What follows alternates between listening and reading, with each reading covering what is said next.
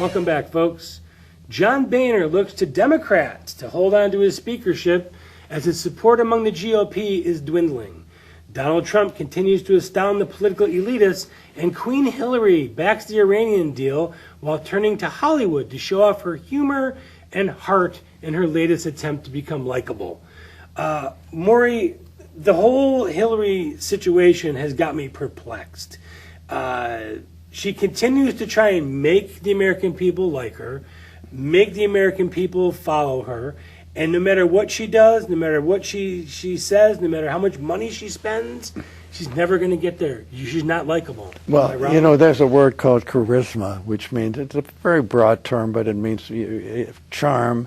You have a magnetic personality. Like Bill. Yes, Bill could get away with anything, you know, even where he lied about his relationship with Monica Lewinsky. People were forgiving because they liked him. They felt the way he handled himself. He was one of the boys. You know, shame on you, but we know you meant well. She's just the opposite. She's repugnant. She's unattractive. And she's repellent in her whole personality. And the more she tries to be one of the girls, the more she repulses people, because it's fake. It's phony. It's phony. The whole thing is an artifice. This is she doesn't obviously realize it. She thinks by playing a game, she's a poor actress to begin with, that somehow she'll, by phony tears, that somehow people's hearts would melt. People just get more angry because they know she's lying. You know, the biggest thing about her that describes her is she's a liar. Well, and like you said, you can get away with it if you've got that charming charisma because Bill did lie under oath. He lost his law license over that.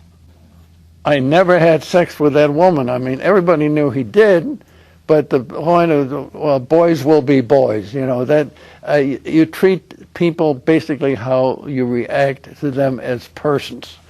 And Hillary was one of the ones that was going after the women that accused Bill of what he was doing. She was actually the head person, hatchet woman. She was a hatchet woman, exactly. And I'm sure a lot of people don't remember this because it goes back quite a ways.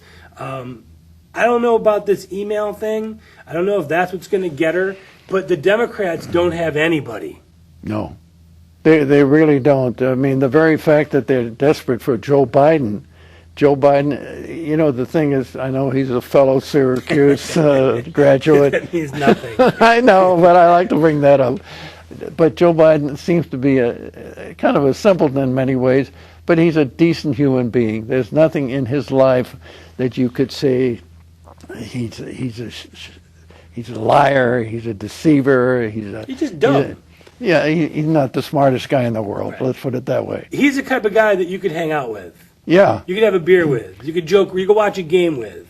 Hillary, I don't even think you could stand being in the same room with. The more you see her, the more you dislike her. And that's a point that's been made quite often, that her approval number goes up the less that she's seen. That's going to be tough. And they're going down the more that she's seen. Okay, so let's switch over here to the Republican side. Donald Trump continues to astound people.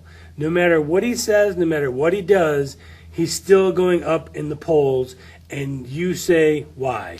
Well, I say this is historically people that have that kind of magnetism. But in this country, there is such a revulsion of professional politicians that here comes a guy who says exactly what they feel. I would say maybe 80 or 90% of the American people say, you know, we wouldn't dare say that in front of our bosses or our wives or husbands or whatever, because they'd look at us like we were crazy. And this guy says things, and you'd say, oh my God, what would ever happen if I said something like that? I'd be cast out as an antisocial kind of person. But with him, you say, boy, thank God there's a guy that's willing to say what he says. I have people all the time that want my opinion. What do you think of Donald Trump? And the only response I can say is, I can't disagree with anything that he said. Whether I like him or not like him, I cannot disagree with what he says because he's spot on. no, this is a bad Iranian deal. We're getting taken to the cleaners by all these other countries. And where our manufacturing base is melting in July, and Our trade deals, and our military, our veterans. I can't disagree with pretty much anything that he said. and he wants to make America great again. And when he says it, you believe it. He's the only guy you believe it when any politician can say, I'll make America great, and you know darn well they're lying.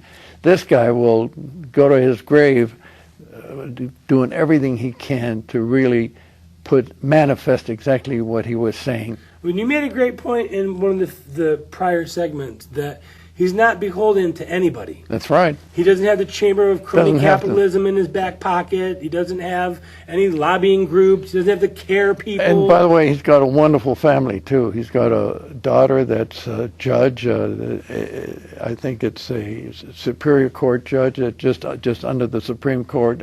He's got a son who's running a good part of his business, and they love him. I mean, the very fact that his kids really love him and will do anything for him.